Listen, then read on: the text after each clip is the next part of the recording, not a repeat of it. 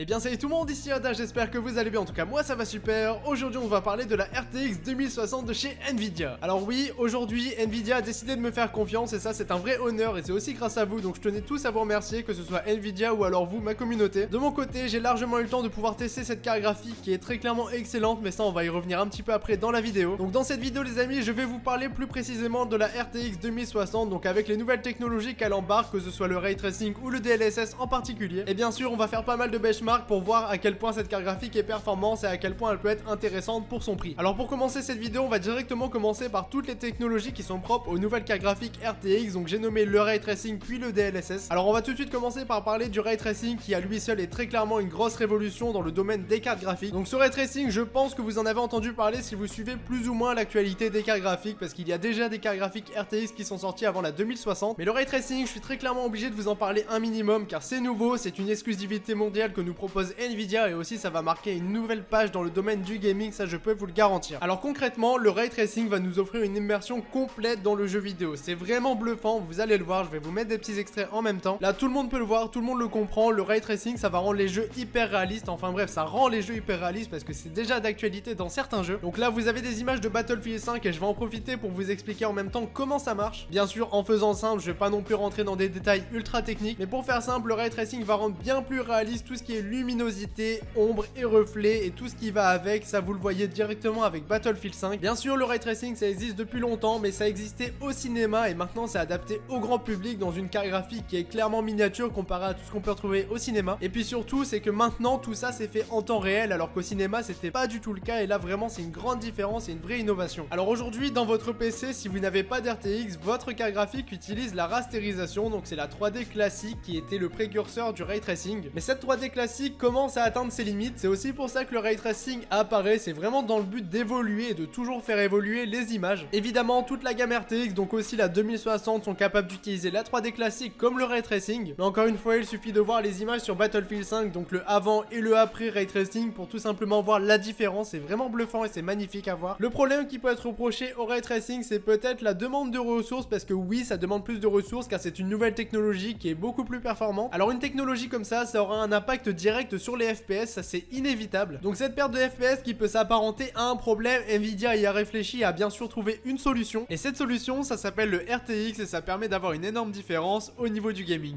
Et si vous voulez des chiffres, sachez que toutes les RTX sont capables de faire tourner Battlefield 5 à plus 60 FPS avec le Ray Tracing activé et le DXR d'actif. Mais bien sûr comme vous avez des RTX plus puissantes que d'autres, il faudra juste adapter la résolution d'écran. Et si vous jouez à un jeu non pas pour la beauté mais pour faire des performances, pour avoir un maximum de FPS par exemple sur un écran 1080p 144 Hz, ce n'est pas un problème. Il vous suffit simplement de ne pas activer le Ray Tracing pour avoir une carte graphique qui coûte moins cher que les autres et qui sera quand même plus puissante et qui tournera à 144 Hz sans problème. Donc là je pense que vous avez compris plus ou moins ce que c'est le Ray Tracing, à quoi ça sert et les effets que ça va avoir sur l'avenir. Mais ce n'est pas tout, ces cartes graphiques sont aussi dotées du DLSS, c'est une autre grande innovation de chez Nvidia. Donc cette technologie je pense qu'elle va intéresser plus d'un parce que vous êtes nombreux à jurer par les FPS et là vous allez être servi. Donc le DLSS permet tout simplement d'avoir une qualité d'image similaire mais au final d'avoir plus de FPS, donc là j'ai envie de vous dire c'est tout bénef. Donc le Ray Tracing plus le DLSS ça permet à eux deux combinés de faire un énorme bond en avant dans le domaine du gaming et au niveau de la beauté du jeu vidéo, franchement vous allez le voir c'est révolutionnaire. Donc là les amis j'ai fait en sorte de vous résumer ce qu'est RTX en général, mais j'ai pas vraiment parlé de la 2060 en particulier. Alors maintenant on attaque le gros poisson de cette vidéo, donc la RTX 2060. Alors on va commencer par les performances nettes que vous allez pouvoir retrouver dans cette carte graphique. Donc là je vais pas vous faire tourner plus longtemps, donc la RTX 2060 a concrètement les performances d'une 1070 Ti. Par contre niveau prix c'est pas du tout la même chose, donc la 1070 Ti vous la retrouvez environ pour 430 € en ce moment, alors que là vous avez la 2060 pour 369 €, donc vous avez une sacrée différence de prix tout de même. Donc là on se retrouve avec une nouvelle carte graphique qui a les mêmes performances que l'ancienne génération mais qui coûte moins cher, donc là je pense que le choix sera vite fait pour vous. Donc là vous avez le prix mais j'ai pas encore donné toutes les petites spécificités de cette RTX. Donc moi personnellement j'ai en possession la Founders Edition qui m'a été envoyée par Nvidia. Bon au niveau du design général j'ai rien à dire, elle est extrêmement bien finie, mais bon cette carte graphique est déjà en rupture de stock et je sais pas quand elle sera de nouveau disponible. Mais bien sûr vous avez différents modèles de RTX 2060 qui sont déjà en vente, qui sont en stock, et ça il n'y a pas de problème pour s'en procurer une. Alors au niveau de la carte graphique j'ai trouvé un petit changement que je trouve vraiment sympa, c'est au niveau du port d'alimentation qui se trouve maintenant sur le côté. Donc ce port c'est un 8 pins, mais le fait qu'il soit sur le côté je trouve ça vraiment plus sympa pour le cam management. Ensuite sur cette carte graphique vous avez bien sûr deux ventilateurs pour bien la refroidir, donc elle ne chauffe pas et elle est pas très bruyante. Et au niveau des connecteurs présents sur cette carte graphique, vous avez 2 DisplayPort, un port HDMI, un USB Type C et un port DVI. Donc comme je vous l'ai dit, au niveau du prix de lancement, vous retrouvez cette RTX au prix de 369 €. Alors pour moi, c'est un bon prix qui est justifié par les performances de cette carte graphique, par les nouvelles technologies qu'elle apporte. Bien sûr, cette carte graphique, ce n'est pas du bas de gamme ni du haut de gamme, ça sera du milieu de gamme qui ira très bien dans un PC à 1000-1200 €. Mais moi personnellement, cette RTX 2060, je l'attendais vraiment parce que je trouvais qu'il manquait quelque chose à la gamme des RTX. Parce qu'on va pas se le cacher, les premières RTX coûtaient vraiment une tonne. Bon, si vous avez le budget, tant mieux pour vous, mais la plupart des gens n'ont pas le budget pour mettre une carte graphique qui coûte 1000 €. Moi j'en suis persuadé, cette RTX, vous allez la retrouver dans de nombreux PC. Je pense même que vous l'aurez peut-être dans votre PC un jour ou l'autre. Mais bon, ça, seul le temps nous le dira. Alors avant de vous donner ma conclusion sur cette vidéo, j'ai quelques petits benchmarks à vous présenter. Alors on va commencer par quelques petits tests sur Battlefield 5 parce que c'est quand même le jeu qui a teasé un petit peu tout ce qui est ray tracing, etc. Et puis en plus c'est un jeu qui demande énormément de ressources. Donc là, si vous jouez sur Battlefield 5 avec cette carte graphique sans activer le ray tracing, vous serez autour de 90 FPS. Donc vraiment rien à dire, BF5 à 90 FPS, c'est très clairement un plaisir à jouer. Alors ensuite, si vous décidez d'activer le ray tracing et de ne pas activer le DLSS, vous serez à 65 FPS. Donc on remarque quand même une belle chute de FPS. Mais le DLSS, comme je vous l'ai dit, il est conçu pour augmenter les FPS. Donc là, si vous l'activez en plus du ray tracing, vous serez à 88 FPS. Alors ensuite, j'ai tout un tableau avec les différentes cartes graphiques de chez Nvidia et comment elles se débrouillent en fonction du jeu. Donc là, je vais vous parler avec une résolution Full HD parce que vous êtes très nombreux et la plupart d'entre vous ont des écrans de cette qualité. Alors pour la RTX 2060, on voit que Battlefield 5 tournera à 109 FPS, donc là c'est vraiment optimal. Et ensuite vous avez aussi PUBG, donc un jeu qui demande quand même pas mal de ressources, il tournera à 121 FPS, donc là c'est vraiment pas mal. Et là, pour se rendre compte de l'évolution qu'on a eu, on peut voir qu'avec la GTX 1060, donc la petite sœur de la RTX, on peut voir qu'on est vraiment en dessous au niveau des FPS. Donc là par exemple pour Battlefield 5, il sera à 72 FPS, donc évidemment c'est correct, ça reste largement jouable, mais bon, c'est quand même beaucoup moins que la RTX. Et en ce qui concerne PUBG, donc il sera plutôt autour de 98 FPS, donc pareil, ça reste correct, mais c'est quand même beaucoup moins que la RTX. Enfin bref les amis, moi j'en ai terminé avec cette vidéo, donc on va justement la finir avec la conclusion et mon avis sur cette carte. Donc cette RTX 2060, ça fait plusieurs semaines que je l'utilise dans différents jeux et ils sont tous en ultra, sans aucun lag, sans aucune latence. Et ça vraiment, n'avoir aucun micro freeze, c'est très clairement un bonheur pour le gaming. Alors ensuite, en ce qui concerne le ray tracing, pour être franc avec vous, je ne l'utilise pas vraiment. C'est pas parce que j'aime pas, loin de là, moi je trouve ça vraiment révolutionnaire, c'est tout simplement parce qu'il n'est pas encore très présent dans les jeux vidéo, mais ça n'ayez crainte, ça va arriver. Après certes il est présent dans Battlefield 5, mais c'est pas mon jeu préféré, je l'ai mais j'y joue pas vraiment. Donc pour le ray tracing, je sais que c'est présent, je sais que c'est révolutionnaire, mais moi personnellement je ne l'utilise pas encore. Alors ensuite, en ce qui concerne le prix, donc 369 €, je pense que c'est le meilleur rapport qualité-prix du moment au niveau des cartes graphiques, parce que là au niveau des performances, pour le prix de la carte graphique, c'est vraiment au top du top, j'ai vraiment rien à dire à ce niveau là. Et puis sinon au niveau des écrans, vous êtes nombreux à avoir du 1080p, donc c'est une carte graphique qui tiendra tous les jeux. Si vous avez du 144 Hz, ça tiendra largement et c'est un vrai plaisir. Mais je pense qu'au niveau des écrans, le top du top avec cette carte graphique, c'est un écran 1440p, tout simplement parce que cette carte graphique est aussi faite pour celui-là et elle le supportera sans aucune difficulté. Donc moi personnellement, en tant que gamer PC, je suis complètement satisfait par cette carte graphique et c'est pas parce qu'Nvidia me l'a envoyé, loin de là, si c'était nul je vous l'aurais dit. Enfin bref, cette carte graphique je vous la recommande à 100% si vous avez un budget entre 1000 et 1200 €. Enfin bref, je ne vous embête pas plus avec cette vidéo, j'espère vraiment qu'elle vous aura plu, n'hésitez pas à laisser un petit pouce bleu si c'est le cas. Je remercie une dernière fois Nvidia pour m'avoir fourni cette carte graphique parce que sans eux cette vidéo n'aurait pas été aussi complète. Et au passage, je vous remercie aussi pour les 27 000 abonnés qui viennent d'être passés, c'est au top du top. Moi je vous dis à la prochaine tout le monde pour une nouvelle vidéo, c'était Yada, ciao tout le monde.